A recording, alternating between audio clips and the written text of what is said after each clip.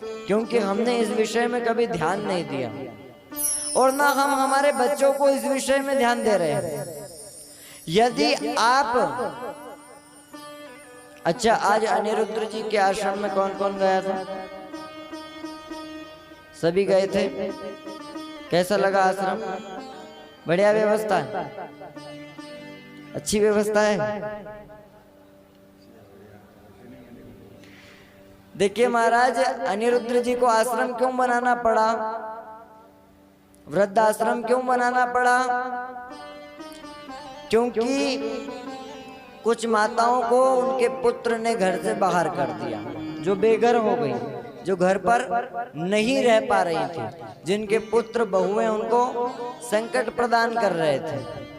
तो ये परिस्थिति क्यों आई?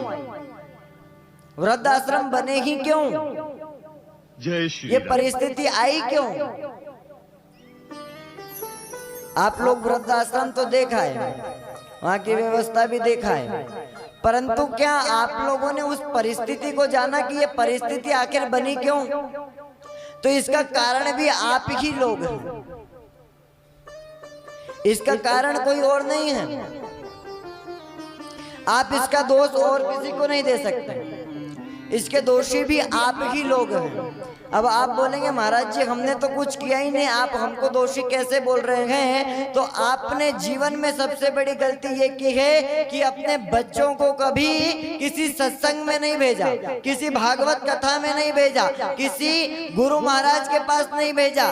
कभी अपने बच्चों को यूं नहीं बोला कि तू अनिरुद्ध जी की कथा सुन ले, कभी अपने बच्चे को यूं नहीं बोला कि तू धीरेन्द्र कृष्ण शास्त्री जी की कथा सुन ले, कभी अपने बच्चे को यूं नहीं कहा कि तू मंदिर में अगरबत्ती लगाने चल जा, कभी अपने बच्चे को यूं नहीं कहा कि किसी गुरु से तू गुरु दीक्षा ले ले। तुमने अपने बच्चे को कहा तो कहा क्या कि सुबह 10 बजे स्कूल जाने के लिए तैयार हो जाना। और क्या कहा? बोले बड़ा होके मेरे लिए एक मकान बना लेना। और क्या कहा कि मेरे लिए खेत ले लेना। और क्या कहा कि मेरा ध्यान रखना। और क्या कहा कि मेरे लिए गाड़ी ले लेना। और क्या कहा कि मुझे यहाँ वहां घुमा लेना। और क्या कहा कि मेरे लिए एक अच्छी सी बहू लिया ना। कहा कि नहीं कहा? सही बोलूं तो हाँ बोलना और नहीं तो ना बोलना, यही बोला ना। फिर बोला कि जल्दी से मेरे को पोते देना, बोला कि नहीं बोला है? फिर उसके बाद ये भी बोला था कि फिर मेरे को घर से निकाल देना। तो ये बात आप नहीं, ये बात, ये दीक्षा, ये शिक्षा कहाँ से मिलती है? ये संत के पास मिलती है, गुरु के पास मिलती है, सत्संग में मिलती है, भागवत कथा में मिलती है। आप लोगों ने तो उनको टीवी दिखाया, मोबाइल दिखाया, हर पिक्चर में हीरो अपने माता पिता को घर से निकाल देते हैं। आखिर ये शिक्षा आई कहाँ से? यही टीवी सीरियलों से आई ना। जो नाटक बनते हैं उनमें माताओं को घर से बाहर निकाल देते हैं। बहू को मालूम कहाँ से पड़ा कि सास को परेशान करना है?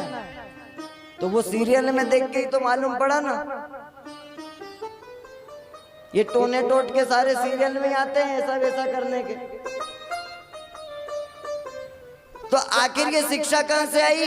सीरियल देखकर। आप यदि अपने बच्चे को किसी गुरु के पास भेजते, आप यदि अपने बालक को किसी सत्संग में भेजते, चाहे रोज मत भेजो, महीने में एक ही बार भेजते। अच्छा, अनिरुद्ध जी महाराज को यूं थोड़ी बोलते, हर महिला को ऐसा आमंत्रण थोड़ी देते कि आप हमारे यहाँ आश्रम में आओ, हम तुमको एसी वाले रूम में रखेंगे, कूलर में सुलाएंगे, रोज 56 भोग खिलाएंगे। ऐसा कुछ लालच देते हैं क्या? नहीं देते ना। बल्कि अनिरुद्ध जी महाराज तो यूं ही कहते हैं, हर बालक से कहते हैं कि अपने माता पिता की सेवा किया कीजिए। कहते हैं या नहीं कहते? तो हर सत्संग में, हर कथा में, हर भागवत में और हर गुरु से क्या शिक्षा मिलती है? कि अपने माता पिता की सेवा किया करो, भगवान का भजन किया करो, यही शिक्षा मिलती है ना। और टीवी सीरियलों में इसके विपरीत शिक्षा मिलती है। तो जरूरी सत्संग है या फिर टीवी सीरियल है, इसमें गलती आप लोगों की है।